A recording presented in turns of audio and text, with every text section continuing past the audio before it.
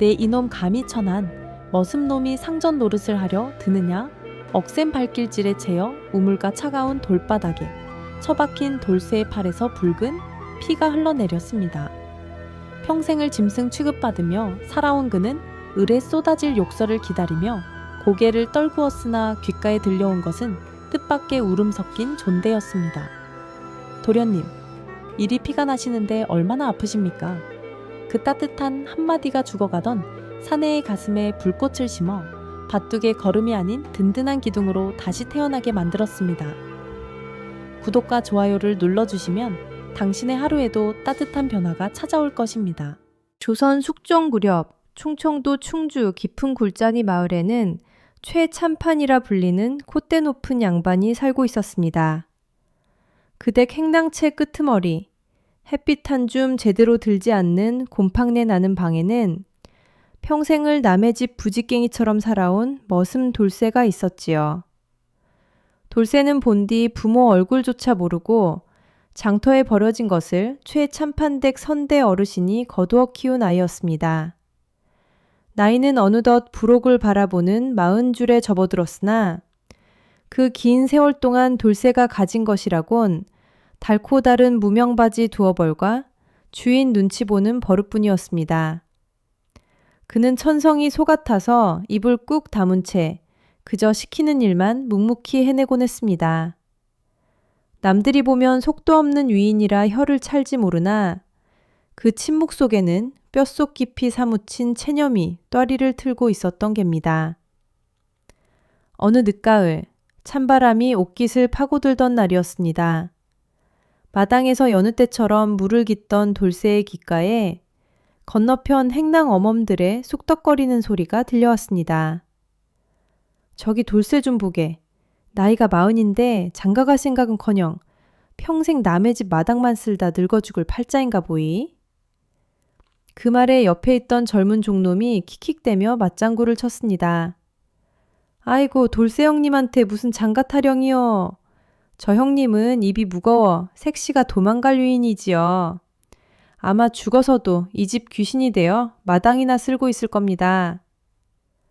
비수처럼 날아든 그들의 농지거리는 돌쇠의 가슴을 후벼 팠습니다. 하지만 돌쇠는 들은 척도 하지 않고 물동이를 졌습니다. 평생 들어온 비아냥거림이었기에 그저 무던히 넘기려 애썼습니다. 허나 그날따라 물동이에 담긴 물이 유난히 무겁게 느껴진 것은 아마도 그 물속에 자신의 서글픈 인생이 함께 담긴 탓이었겠지요. 해가 뉘엿뉘엿 넘어가고 땅거미가 질 무렵 돌쇠는 땔감을 정리하러 안채 뒤편을 지나고 있었습니다. 그때 사랑채 문틈 사이로 최참판과 집사가 나누는 은밀한 대화가 흘러나왔습니다. 대감마님, 머슴 돌쇠놈 말입니다. 요즘 들어 기억이 쇠한 것이 예전만 못합니다. 나이도 찼으니 이제 슬슬 내보내야 하지 않겠습니까? 집사의 말에 최참판이 혀를 차며 대꾸했죠. 내보내기는 뭘 내보내느냐. 평생을 부려먹었는데 밖으로 내돌리면 밥이나 얻어먹겠느냐. 그냥 두거라. 어차피 딸린 식구도 없으니 죽으면 거적대기나 덮어서 뒷산 밭두둑에 묻어주면 그만이지. 관까지 짤 필요도 없다. 걸음이나 되면 다행이지. 그 순간 돌쇠는 뒤통수를 새망치로 얻어맞은 듯 멍해졌습니다. 30년이 넘도록 개처럼 일하고 소처럼 부림을 당했는데 고작 돌아오는 대가가 거적대기 한 장이라니. 짐승도 죽으면 주인이 슬퍼해 주거늘 자신의 목숨은 거름 취급을 당한다는 사실에 억장이 무너져 내렸습니다.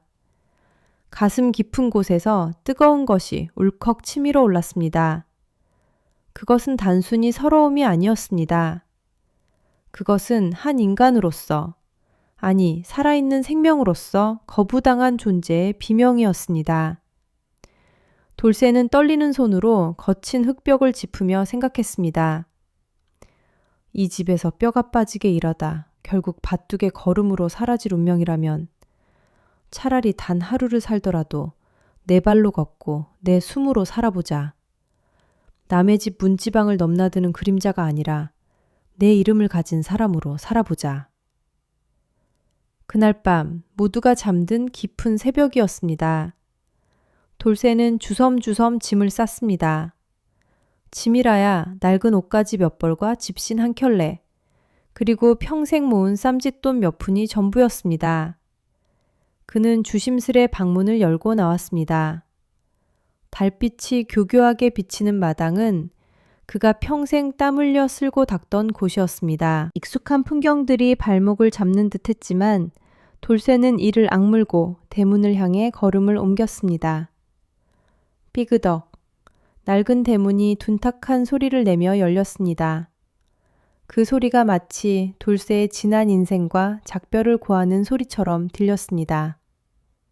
최참판되게 높은 담장을 뒤로 하고 어둠 속으로 발을 내디딘 돌쇠는 뒤를 돌아보지 않았습니다.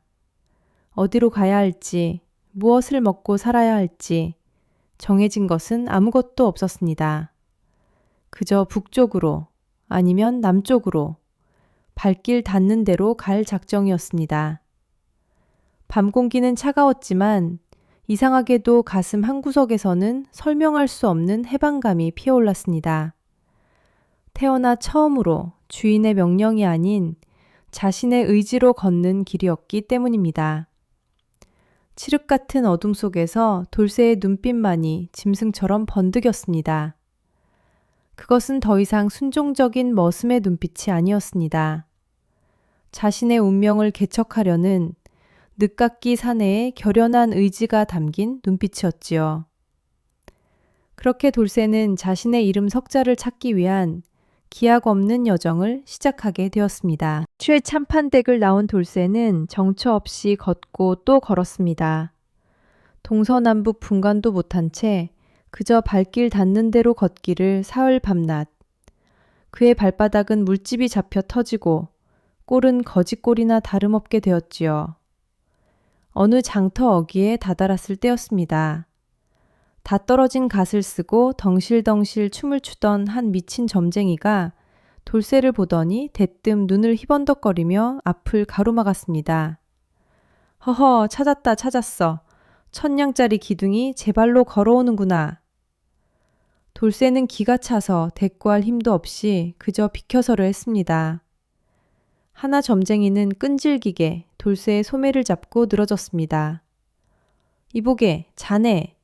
오늘 밤 쌍처를 거느리고 대궐 같은 집의 주인이 될 팔자로구만. 거참, 상은 천한데 기골은 장군감이여. 돌쇠는 헛웃음을 지었습니다. 이보시오 노인장. 나는 밥 한 끼도 못 얻어먹은 도망친 머슴이오. 주인은커녕 내 몸 하나 누일 곳 없는 신세인데 쌍처는 무슨 얼어 죽을 놈의 쌍처여. 그는 점쟁이를 미친 사람 취급하며 황급히 자리를 떴습니다. 점쟁이는 멀어지는 돌쇠의 등 뒤에 대고 사람 팔자는 한 치 앞도 모르는 법. 비가 오면 알게 되리라. 비가 오면. 하고 소리쳤지만 그 소리는 장터의 소란 속에 묻혀버렸습니다. 돌쇠는 그저 재수원 붙었다 생각하며 서둘러 걸음을 재촉할 뿐이었지요. 그런데 참으로 기이한 일이었습니다. 점쟁이의 말이 씨가 되었는지 해가 저물자마자 맑았던 하늘에 먹구름이 몰려오더니 억수 같은 장대비가 쏟아지기 시작했습니다.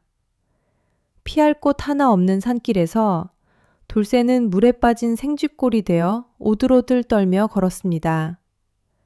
그러던 찰나 어둠 속에서 번개처럼 번쩍이는 기와지붕이 눈에 들어왔습니다. 산 중턱에 자리 잡은 고래등 같은 기와집 한 채가 등불을 밝히고 서 있었습니다. 요새는 체면이고 뭐고 따질 겨를 없이 대문 앞으로 달려가 조심스레 문고리를 두드렸습니다. 지나가던 과객이 온데 비가 너무 거세어 처마 밑에서라도 잠시 피할 수 없겠습니까? 잠시 후 빗장을 푸는 소리와 함께 쪽문이 열리며 단아한 자태의 여인이 모습을 드러냈습니다. 그녀는 이 집의 며느리 민씨였습니다. 그녀는 남루한 행색의 돌쇠를 보고 잠시 멈칫했으나 이내 선한 눈매를 굽어보며 안타까워했습니다. 그때 안채 마루에서 지팡이를 짚고 서 있던 시어머니 신씨 부인이 낮지만 위험 있는 목소리로 말했습니다. 아가, 닫기 소란스럽구나. 누구냐? 민씨가 사정을 고하자 신씨 부인은 매서운 눈초리로 돌쇠를 위아래로 훑어보았습니다. 빗물에 젖어 초라하기 그지없는 사내였으나 그 눈빛만은 맑고 흔들림이 없음을 노파는 단번에 알아보았습니다. 비를 피하러 온 이를 내치는 법은 없다. 사랑채에 군부를 지펴두었으니 그리로 모셔라. 뜻밖의 호의에 돌쇠는 연신 허리를 굽히며 감사를 표했습니다. 안내받은 사랑채는 돌쇠가 평생 구경도 못 해본 비단 이불과 은은한 향초 냄새로 가득했습니다. 평생 집더미 위에서나 자던 그에게 이곳은 마치 꿈속의 선계와도 같았습니다. 따뜻한 아랫목에 몸을 녹이자 사흘간의 피로가 밀물처럼 밀려왔습니다. 돌쇠는 감히 비단 이불을 덮을 생각도 못한 채 방구석에 웅크리고 앉아 그 자리에서 까무룩 잠이 들고 말았습니다. 밤이 깊어 빗소리만 요란할 때 사랑채 문 밖으로 2개의 그림자가 어른거렸습니다. 잠들지 못한 신씨 부리와 며느리 민씨였습니다. 그녀들은 문틈으로 세상 모르고 코를 골며 자는 돌쇠를 지켜보고 있었습니다. 어머니, 저 사내를 보셨습니까? 낯선 곳에서도 경계심 없이 저리 곤히 자는 것을 보니 심성이 악한 자는 아닌 듯합니다. 민씨의 말에 신씨 부인이 고개를 끄덕였습니다. 그래, 도둑놈이나 사기꾼은 잠잘 때도 눈을 감지 못하는 법이지. 저리 무방비하게 자는 걸 보니 하늘이 보낸 사람일지도 모르겠구나. 사실 이 고래등 같은 기와집에는 남모를 사정이 있었습니다. 대감마님이 돌아가신 후 집안에 남자가 없다는 이유로 대감의 형제들이 호시탐탐 재산을 노리고 덤벼들고 있었던 것입니다.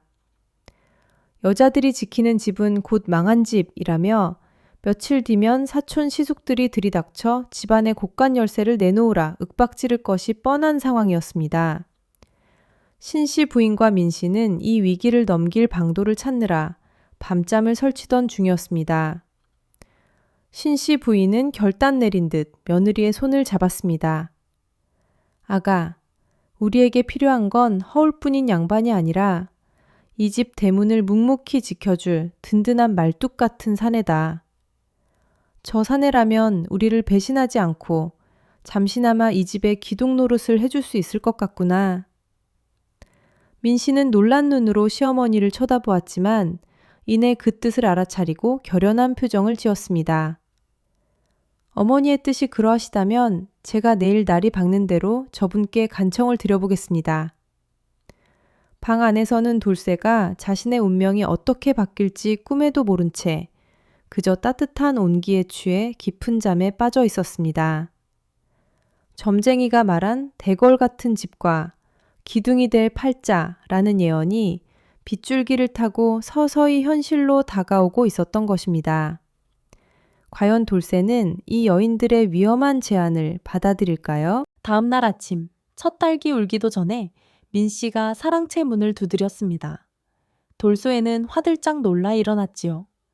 민씨는 단정한 옥색 저고리를 입고 있었으나 얼굴엔 수심이 가득했습니다. 그녀는 돌쇠 앞에 넙죽절을 올리며 간곡히 청했습니다. 나그네님, 염치 없지만 오늘 하루만 제 지압이 행세를 해주실 수 없겠습니까? 돌쇠는 기겁하여 손사래를 쳤습니다. 부인, 이게 무슨 해괴망측한 말씀이십니까? 천안버슴 놈더러 양반댁 서방님 노릇이라니요. 당치도 않습니다. 그러자 민씨가 눈물을 글썽이며 사정을 토로했습니다. 오늘 시숙들이 들이닥쳐 이 집을 뺏으려 할 것입니다.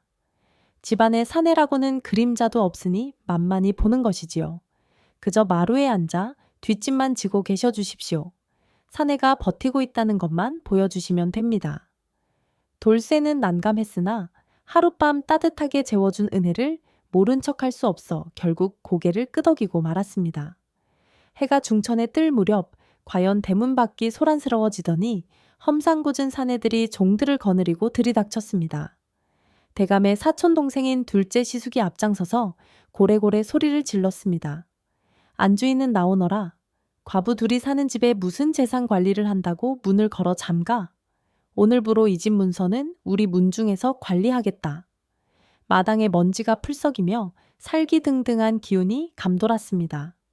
그때 방문이 열리며 돌쇠가 어색한 양반옷을 걸치고 마루로 나섰습니다. 민씨가 떨리는 목소리로 외쳤습니다. 시숙님들 돌아가십시오. 제게는 이미 제가 한 서방님이 계십니다. 시숙들은 돌쇠를 보더니 코웃음을 쳤습니다. 뭐야, 저 꼴뚜기 같은 놈은 어디서 굴러먹던 개뼈다귀를 데려다 놓고 서방이라 우기는 개냐? 둘째 시숙이 성큼성큼 다가와 돌쇠의 멱살을 잡았습니다. 돌쇠는 평생 굽실거리며 살아온 습관 탓에 저도 모르게 어깨가 움츠러들었습니다. 이보시오. 놓으시오. 목소리는 기어들어갔고 다리는 후들거렸습니다. 시숙은 비열하게 웃으며 돌쇠를 힘껏 밀쳤습니다. 이놈, 주제 파악을 못하고 어디 감히 양반 행세를 해. 억센 소나귀 힘에 밀린 돌쇠는 그만 중심을 잃고 우물가 장독대 쪽으로 나뒹굴었습니다.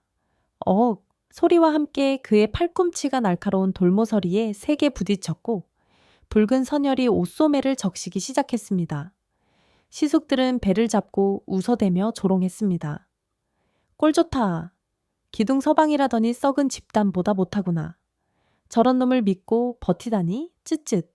돌쇠는 고통보다 부끄러움에 고개를 들 수 없었습니다. 그래, 나는 어쩔 수 없는 머슴인가 보다. 양반 옷을 입혀놔도 매 맞을 팔자는 변하지 않는구나. 그렇게 자포자기하려던 찰나였습니다. 안차의 마루에서 신씨 부인이 버선발로 뛰어내려와 시숙의 앞을 가로막았습니다. 당장 멈추지 못하겠느냐? 남의 집 귀한 기둥을 어찌 이리 함부로 대하는가? 노부인의 서슬퍼런 호통에 시숙들은 잠시 주춤했습니다.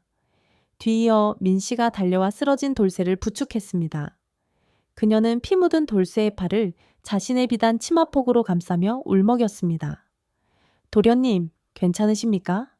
이리 피가 나는데 많이 아프셨지요? 돌쇠는 귀를 의심했습니다. 평생 야, 이놈아, 머슴놈아 소리만 듣던 그에게 도련님이라니. 게다가 양반집 교수가 천한 머슴의 피를 닦아주며 눈물을 흘리다니. 그것은 30년 머슴 인생에서 단 한 번도 겪어보지 못한 충격이었습니다. 시숙들은 기가 차다는 듯 혀를 찼습니다. 미쳐도 단단히 미쳤군. 머슴놈을 상점 모시듯 하다니. 그들은 험악한 욕설을 퍼붓고는 두고 보자. 오늘은 물러가지만 내일은 관가에 고발해서라도 저놈을 끌어내겠다. 라며 으름장을 놓고 돌아갔습니다. 폭풍이 지나간 후 신씨 부인과 민씨는 돌쇠를 안으로 모셔 정성껏 약을 발라주었습니다. 돌쇠는 황송하여 몸 둘 바를 몰랐습니다. 마님, 저는 그저 하룻밤 묵어가는 머슴일 뿐입니다. 어찌 이리 귀하게 대하십니까? 그냥 두면 낫습니다. 그러자 신씨 부인이 단호하게 말했습니다. 자네가 입은 그 옷이 양반 옷이라서가 하네. 우리 두 모녀를 위해 몽둥이를 대신 맞아준 마음이 귀해서일세. 민씨 또한 젖은 눈으로 덧붙였습니다. 겉모습이 화려한 기둥이 아니라 비바람을 막아주는 기둥이 진짜 기둥이지요. 오늘 도련님은 저희의 진정한 기둥이셨습니다. 그날 밤 돌쇠는 욱신거리는 팔을 부여잡고 천장을 바라보았습니다. 가슴 속에서 뜨거운 덩어리가 울컥 치솟았습니다. 지난 30년 초의 참판 댁에서 개처럼 일하다 병들면 버려질 운명이었던 자신을 이곳에서는 피 흘리는 사람으로 집안을 지키는 기둥으로 대해 주었습니다. 돌쇠의 눈빛이 서서히 달라졌습니다. 흐리멍덩하던 체념의 빛은 사라지고 단단한 바위 같은 결의가 그 자리를 채웠습니다. 그래, 도망쳐서 연명하는 삶은 이제 끝이다. 날 사람으로 대해준 이분들을 위해서라면 내 진짜 이 집의 기둥이 되어보리라. 비록 글도 모르고 힘도 없는 놈이지만 내 뼈가 부러지는 한이 있어도 저 날강도들로부터 이 집을 지킬 것이다. 돌쇠는 주먹을 꽉 쥐었습니다. 그의 인생 처음으로 누군가를 위해 그리고 자신을 위해 싸우겠다는 진짜 사내의 다짐이 어둠 속에서 푸르게 타오르고 있었습니다. 무력으로 행패를 부리다 망신만 당하고 물러간 시숙들은 쉽사리 포기할 위인들이 아니었습니다. 그들은 사랑채에 버티고 선 돌쇠가 눈엣가시 같았으나 신씨 부인의 섯을 퍼런 기세에 눌려 섣불리 몽둥이를 들 수는 없었지요. 그래서 놈들은 쥐새끼처럼 음흉한 꾀를 내기 시작했습니다. 힘으로 안 된다면 저놈이 겁쟁이에다 무식한 머슴놈이라는 걸 만천에 까발려서 제 발로 도망치게 만들자.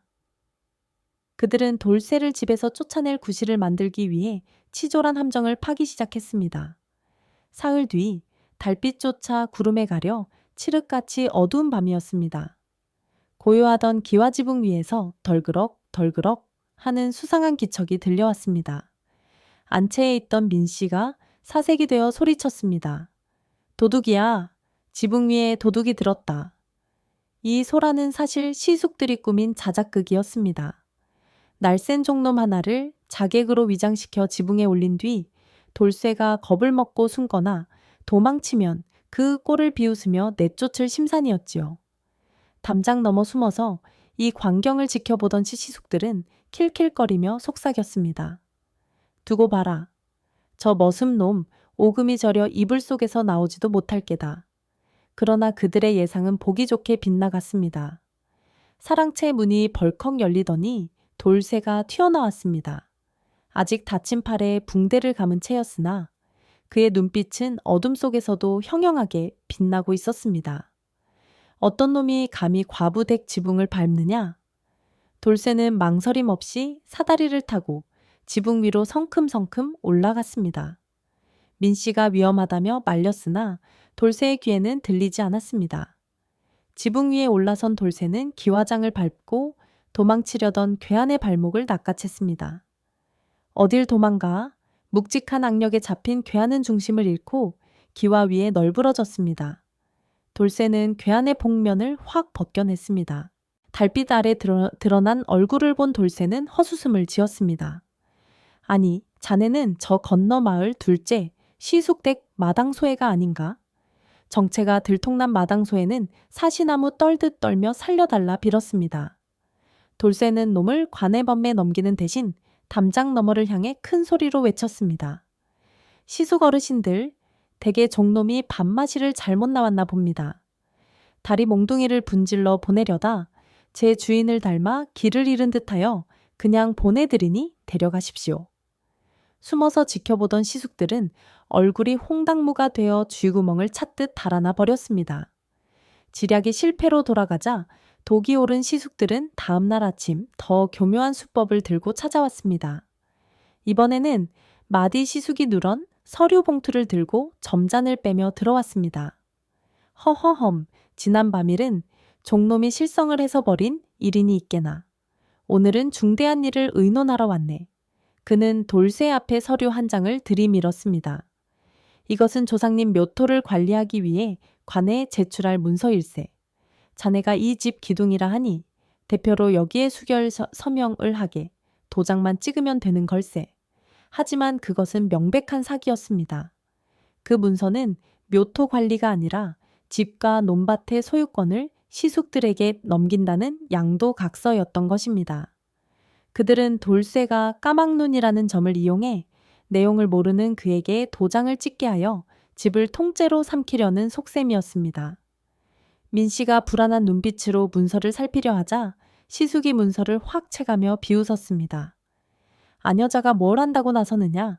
그리고 저 머슴놈이 글이나 읽을 줄 알겠느냐? 그저 시키는 대로 찍기나 해. 돌쇠는 묵묵히 문서를 받아들었습니다. 시숙들의 비웃음 섞인 시선이 그의 손끝에 꽂혔습니다. 돌쇠는 글자를 들여다보는 대신 거칠고 투박한 손으로 종이의 표면을 천천히 문질러 보았습니다. 그러고는 코끝에 가져다 대고 킁킁 냄새를 맡았습니다. 잠시 후 돌쇠가 입을 열었습니다. 글은 까막눈이라 읽지 못합니다. 시숙들의 입가에 회심의 미소가 번지려는 찰나 돌쇠의 다음 말이 비수처럼 날아들었습니다. 하오나 종이 냄새는 맡을 줄 압니다. 뭐라? 시숙들이 당황하여 되물었습니다. 돌쇠는 문서를 바닥에 툭 던지며 말했습니다. 제가 초에 참판댁에서 30년을 살며 대감마님의 서찰 심부름을 도맡았습니다. 관에 들어가는 공문서는 당나무 껍질을 3번 쪄서 만든 관재질을 쓰는데 이 종이는 장터에서 젓갈이나 싸주는 싸구려 피지 아닙니까? 게다가 먹물 냄새가 이리 시큼한 것을 보니 묵은 먹을 가라 급조한 것이 분명하군요. 조상님 묘토 문서라면서 어찌 이리 천한 종이를 쓰십니까? 돌쇠의 예리한 지적에 시숙들의 얼굴이 사색이 되었습니다. 민씨가 재빨리 문서를 집어들어 햇빛에 비춰보니 과연 질이 나쁜 종이에 급하게 쓴 먹물이 번져 있었습니다. 이런 파렴치한 분들을 보았나. 감히 무식하다 무시하여 사기를 치려 하십니까? 신씨 부인의 호통이 이어지자 할 말을 잃은 시숙들은 문서를 뺏어 들고 허둥지둥 도망치고 말았습니다. 그 뒷모습을 보며 민씨가 감탄하여 물었습니다. 도련님, 글도 모르신다면서 어찌 종이의 질을 아셨습니까? 돌쇠는 쑥스러운 듯 뒷머리를 긁적이며 웃었습니다. 머슴살이 30년이면 풍얼은 못 읊어도 주인의 눈치는 배운다고 했습니다. 눈으로 글을 읽진 못해도 손끝으로 진심과 거짓은 만져지는 법이지요. 그날 밤 두 여인은 돌쇠가 단순한 머슴이 아니라 삶의 지혜가 뼈에 사무친 진국임을 다시금 깨닫게 되었습니다. 이제 시숙들이 쓸 수 있는 수는 단 하나, 관아의 힘을 빌리는 것뿐이었습니다. 지붕 위에 도둑 소동과 가짜 문서 사건마저 수포로 돌아가자 독이 바짝 오른 시숙들은 결국 넘어서는 안 될 선을 넘고 말았습니다. 그들은 관의 돌쇠와 두 여인을 고발한 것입니다. 죄목은 천한 머슴이 과부들을 홀려 양반 가문의 재산을 가로채려 한다는 풍기문난죄와 사기죄였습니다. 어느 날 아침 포졸들이 들이닥쳐 오랏줄을 내밀었을 때 돌쇠는 묵묵히 두 손을 내밀었습니다. 평생 죄 한 번 짓지 않고 살아온 그였으나 관아라는 말 한마디가 주는 공포는 실로 대단했습니다. 그러나 돌쇠는 떨고 있는 민씨를 향해 오히려 담담한 미소를 지어 보였습니다. 걱정 마십시오. 진실은 하늘이 알고 땅이 아는 법이니 금방 다녀오겠습니다. 관아 마당은 이미 구경 나온 마을 사람들로 인산인해를 이루고 있었습니다. 형틀 앞에 무릎 꿇려진 돌쇠의 옆으로 시숙들이 의기양양하게 서 있었지요. 사또가 형목을 내리치며 호통을 쳤습니다. 네 이놈, 듣자 하니 근본도 없는 머슴놈이 감히 양반 행세를 하며 과부댁에 들어앉아 재물을 탐한다는데 그게 사실이냐? 마디시숙이 얼른 나서며 비열하게 거들었습니다. 그렇습니다, 사또. 저놈은 제 주제도 모르고 감히 대감마님의 자리를 꿰차고 앉아 가문의 명예를 더럽히고 있습니다. 당장 곤장을 쳐서 쫓아내고 그 재산은 마땅히 혈육인 저희가 관리하게 해주십시오. 관중들은 수군거렸습니다. 아이고, 세상 말세네.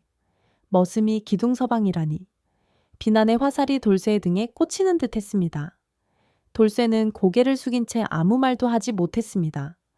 30년 천민의 삶이 그를 위축되게 만든 것이지요. 그때였습니다. 관아 입구에서 잠깐만 기다려 주십시오.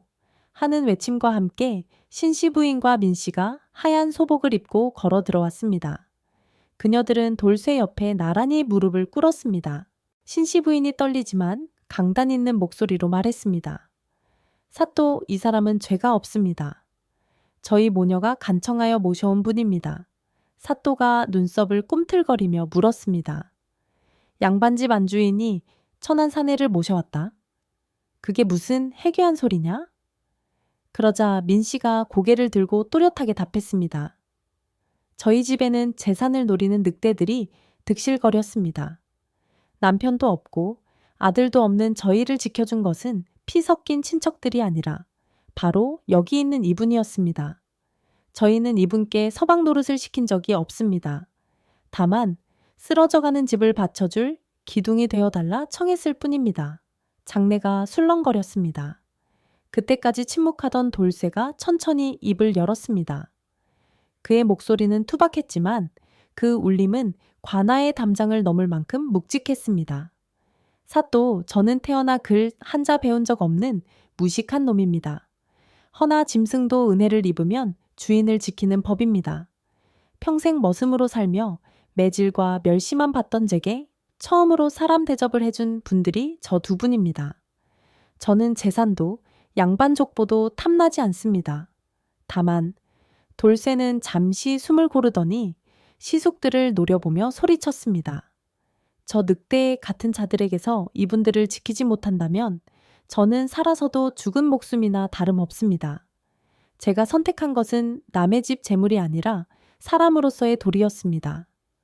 돌쇠의 절규에 가까운 외침이 끝나자 구경하던 마을 사람들 사이에서 하나둘 목소리가 터져나왔습니다. 맞습니다. 저 시숙들이란 작자들이 대감님 돌아가시자마자 쌀가마니를 훔쳐가는 걸 내가 봤소. 돌쇠의 저 사람은 지난번 비 올 때 무너진 담장을 혼자 고치더이다.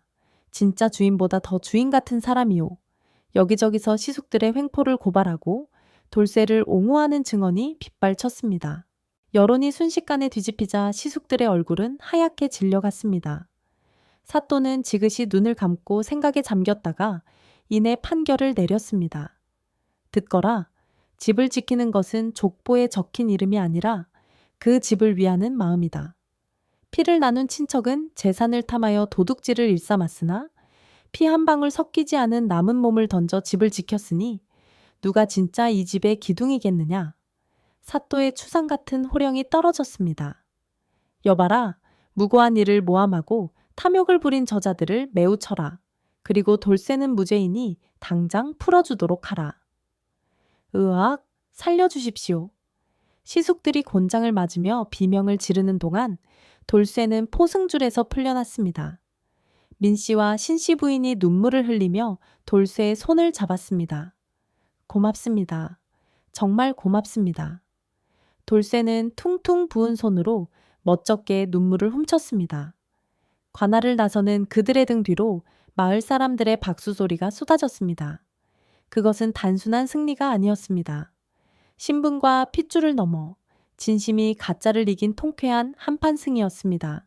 관에서의 소동이 거짓말처럼 잠잠해지고 참판 댁에서 도망친 머슴 돌쇠가 기와집의 실질적인 주인이 된 지도 어느덧 서너 해가 흘렀습니다.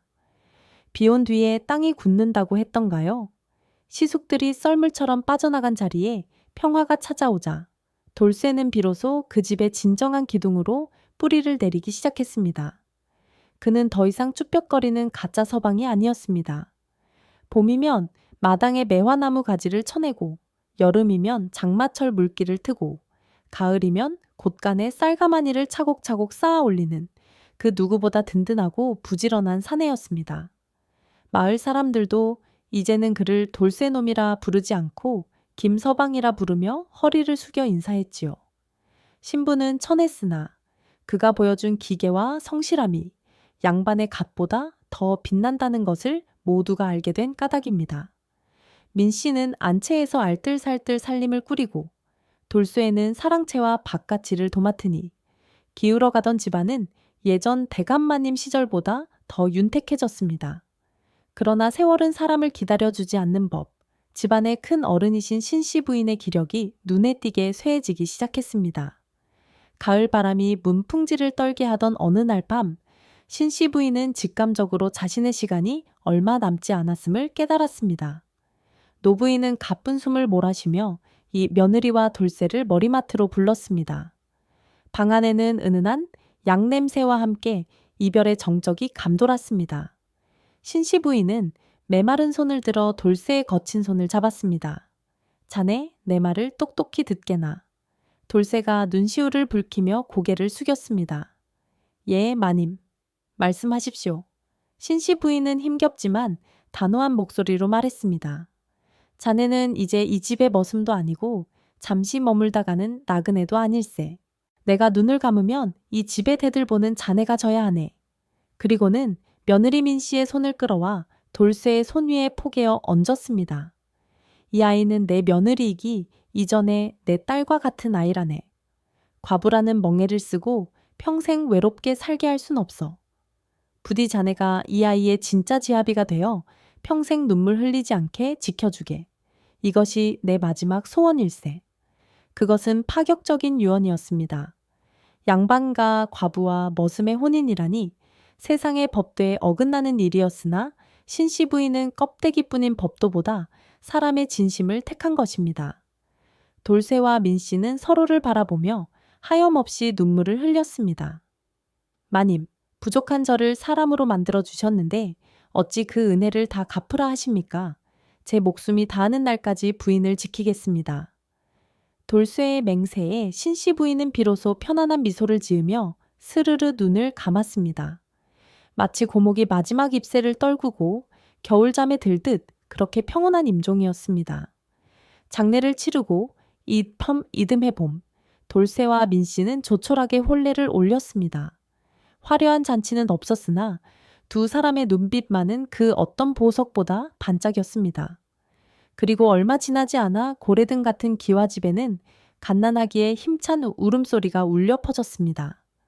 돌쇠를 꼭 빼닮아 기골이 장대한 사내아이였습니다. 돌쇠는 아이를 안고 마루에 앉아 따스한 봄 햇살을 맞으며 생각했습니다. 내 팔자가 머슴으로 태어나 걸음으로 사라질 운명이라 하더니 사람을 귀하게 여기는 마음 하나를 붙잡으니 이리 귀한 인연의 열매를 맺는구나. 세월은 유수와 같이 흘러 돌쇠도 어느덧 백발의 노인이 되었습니다. 그는 끝내 벼슬 한 자리 하지 못했고 큰 부자가 되지도 못했습니다. 허나 사람들은 이 집을 지나갈 때면 을에 이렇게 말하곤 했습니다. 저 집은 기둥이 참 튼튼한 집이지. 나무 기둥이 아니라 사람 기둥이 받치고 있으니 천년이 지나도 무너지지 않을 게야. 돌쇠가 보여준 삶은 집을 지키는 것은 황금으로 된 문패가 아니라 비바람을 온몸으로 막아내는 누군가의 헌신과 사랑이라는 평범한 진리였습니다. 점쟁이의 말대로 그는 두 여인, 어머니 같았던 신씨 부인과 아내 민씨를 모신 진정한 주인이 되었던 것입니다. 이야기는 여기서 끝이 납니다. 어떠셨나요? 30년 머슴 돌쇠가 스스로 운명을 거슬러 진정한 기둥이 되기까지의 여정 참으로 굴곡지지 않았습니까? 오늘 익힌 이야기를 통해 여러분의 마음에 가장 깊게 남은 것은 무엇인가요? 돌쇠의 우직한 용기였나요? 아니면 신씨 부인의 사람을 알아보는 지혜였나요? 혹은 여러분의 삶을 지탱하고 있는 기둥은 무엇인지 문득 궁금해집니다. 어쩌면 우리 모두는 누군가의 인생을 받쳐주는 소중한 기둥일지도 모릅니다. 이 이야기가 여러분의 마음속에 작은 단단함 하나를 심어주었기를 바라며 가장 인상 깊었던 장면이나 여러분이 생각하는 진정한 어른의 모습에 대해 아래 댓글로 자유롭게 남겨주세요. 여러분의 생각이 모이면 이 이야기는 또 다른 생명을 얻어 계속 이어질 것입니다. 긴 이야기 들어주셔서 고맙습니다.